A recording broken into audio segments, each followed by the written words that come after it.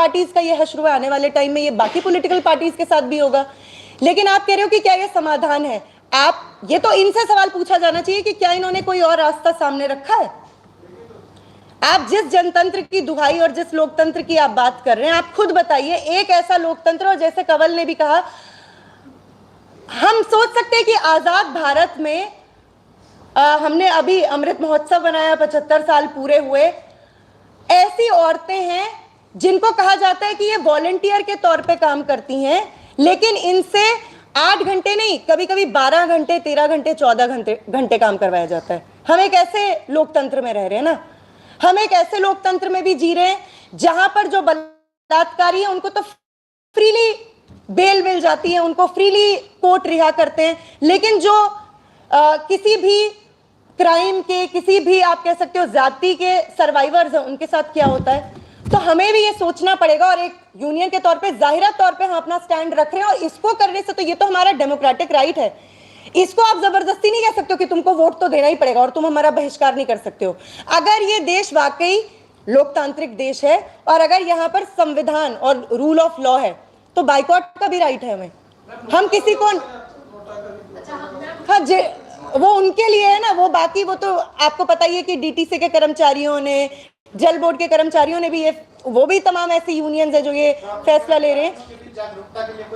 बिल्कुल बिल्कुल कर रहे हैं, और हमें बाकी सारे यूनियन से और बाकी सारे वर्कर्स कर्मचारियों की यूनियन से बहुत बड़ा सपोर्ट मिला है, टीचर्स के यूनियन से, और वो ये कह रहे हैं कि क्यों नहीं हम ये आपका जो बहिष्कार कैंपेन है हम इसको जॉइंटली चलाएं। बिल्कुल बिल्कुल हम जाएंगे, और वो भी हमारे आंदोलन में साथ आएंगे। आपसे पीछे वो पहले बोल रहे हैं। मैम बहुत कॉमन सा सवाल है कि जब भी इलेक्शन होती है दो चीजें, आशा वर्कर जितनी भी आती है, जो भी हमारे तो ज्यादातर या तो मिडिल क्लास या तो लोअर क्लास फैमिली से आती है, महिलाएं ज्यादा है, मैन डोमिनेटेड सोसाइटी है। दो चीजें इलेक्शन में बहुत चलती, दारू और वोट, इस पे पैसे, इस पे वोट दिए जाते हैं, पैसा भी चलता है। ऐसे सिचुएशंस में आप अपनी आशा वर्कर को कैसे रोकेंगे कि वो जो डोमिनेटिंग पार्टीज है उनको वोट ना करें? देखिए, हमारी आशा वर्कर्स की तो हमारी यूनियन में ही रिप्रेजेंटेटिव है, आंगनवाड़ी वर्कर्स और हेल्पर्स की, और हमारी बहनें तो इतनी जागरूक है। लेकिन मैं हाँ, आम मजदूर आबादी, आम मेहनतकश आबादी और आम जो मेहनतकश महिलाएं हैं उनको भी मैं सच में ये कहूँगी, अच्छा सवाल था आपने जो पूछा है, कि प्लीज जो ये आप, और ऐसा होता है, ये हर कोई जानता है कि पैसे के दम पर, दारू के दम पर वोट्स खरीदे जाते हैं। मैं तो यही कहना चाहूंगी, हमारी यूनियन उनको यही मैसेज देना चाहेगी कि प्लीज इस चीज पर अपना वोट मत दो, क्योंकि आप जो 500 रुपए या 1000 रुपए और या 5000 रुपए के या एक दारू की बोतल के बदले में आज आप अपना वोट दे रहे हो, आप आने वाले 5 साल में उससे बड़ी कीमत चुकाते हो। लेकिन ये बात सच है कि राजनीतिक चेतना की कमी की वजह से, और सबसे ज्यादा जरूरी हाँ नहीं, उससे भी ज्यादा जरूरी, देखिए ना तो पुरुष मजदूरों के पास और ना स्त्री मजदूरों के पास कोई ऐसा विकल्प है जिसको कि वो वोट करें। आज विकल्प कहाँ है जिसको वो वोट करें?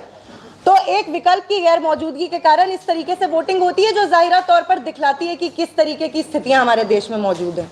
आप अपने आप को कभी तो वॉलंटियर कह रही हैं, कभी आप अपने आप को वर्कर बता रही हैं, कभी आप ये कह रही हैं कि आप जाके उन लोगों को कोई एडवाइस करते हैं, तो क्या आप वर्कर हैं या नहीं?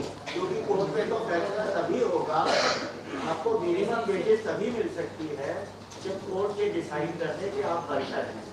जब आप वर्कर डिसाइड हो जाएंगे तभी गवर्नमेंट भी आपको, कभी आप कहते हैं 500 रुपये मिलता है, कभी कहते हैं 2500, कभी कहते हैं 5000। नहीं देखिए, बैलेंस है, ये कोर्ट भी तय कर सकता है। नहीं देखिए, कानूनन तो वो नहीं हमें मानते हैं, वो नहीं मानते हैं, वही तो बात है।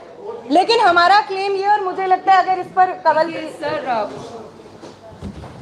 अगर आप एक चीज देखें, लंबे समय से जितने भारत में संघर्ष हुए, जो मजदूरों के संघर्ष हुए, उसके बाद ही अधिकार मिलने शुरू हुए वर्कर्स को।